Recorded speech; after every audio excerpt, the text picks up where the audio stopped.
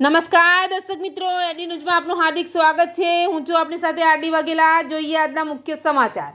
Ankleshwar crime બ્રાન્ચે 3 Bangladeshi મહિલાઓની કરી અટકાયત। અંકલેશ્વરના સારંગપુરના લક્ષ્મણનગર વિસ્તારમાં ગેરકાયદેસર વસવાટ કરતી 3 બાંગ્લાદેશી મહિલાઓને ક્રાઇમ બ્રાન્ચે ઝડપી પાડી તેઓ વિરુદ્ધ કાયદેસરની કાર્યવાહી હાથ ધરી છે। અંકલેશ્વરના સારંગપુરના લક્ષ્મણનગર વિસ્તારમાં ગેરકાયદેસર વસવાટ કરતી 3 બાંગ્લાદેશી મહિલાઓને ક્રાઇમ બ્રાન્ચે ઝડપી પાડી તેઓ વિરુદ્ધ કાયદેસરની કાર્યવાહી હાથ ધરી છે। ભરૂચ ક્રાઇમ બ્રાન્ચના કર્મીઓએ અંકલેશ્વરમાં સર્ચ ઓપરેશન હાથ ધર્યું હતું। તે દરમિયાન પોલીસ કર્મીઓને માહિતી મળી હતી કે સારંગપુર ગામે રાજપીપળા રોડ ઉપર આવેલ લક્ષ્મણનગરમાં રોયલ બિલ્ડિંગમાં 2 બાંગ્લાદેશી મહિલાઓ રહે છે।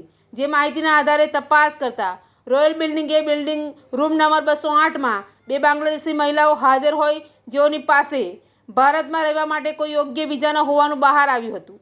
પોલીસે આ મામલામાં બાંગ્લાદેશના રૂકૈયા ફુરકાન રશીદ શેખ, પરવીન ઓહાલ, અબ્દુલ સત્તર શેખ અને રૂના મહમદ શેખની અટકાયત કરી હતી।